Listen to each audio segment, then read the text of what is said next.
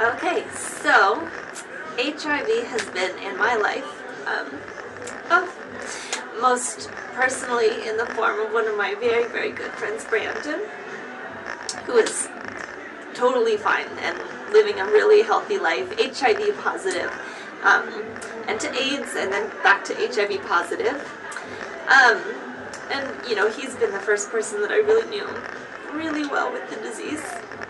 And, you know, it really, you know, just like being gay or anything else, you know, everyone says, well, once you know someone, it really changes your perspective. And so that was how I really learned about it. He's always been, you know, so open and always so willing to share. I asked 1,000 questions. I knew him for a long time before I knew he was HIV positive. And I asked 1,000 questions, and he was always so happy to answer and just talk about it and help me learn. And it came to him in a time in his life when he, you know, just made some poor decisions and, you know, was very troubled, and it came to him at that time. And it really does make me think about my life and, you know, maybe poor decisions that I've made, and HIV does live with me in the form of fear too. And, you know, even with testing and all that, there is, you know, a fear. All it takes is just that moment. And people do stupid things all the time. No matter how careful or how smart, you just might have a moment, and that's all it takes to come to you. And it's something that has taken a lot of people, and that a lot of people live with now. But, you know, in the U.S., I think we are very privileged to have all the resources that we do. And whether you can pay for them out of pocket or whether there are programs people are covered in.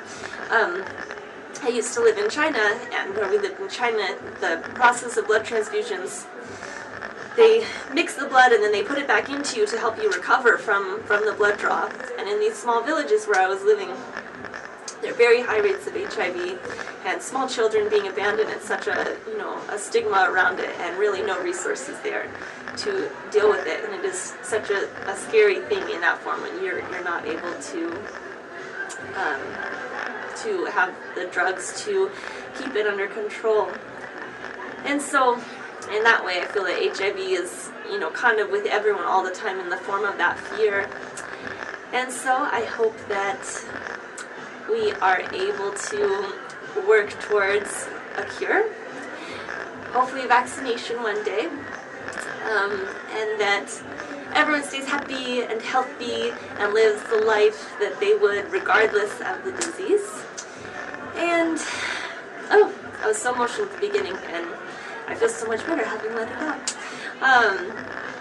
But I think that in the meantime, until we do find that cure, it's so important to just keep learning and keep understanding and keep an open mind, and you know, have this be as an inclusive community as possible. Thanks.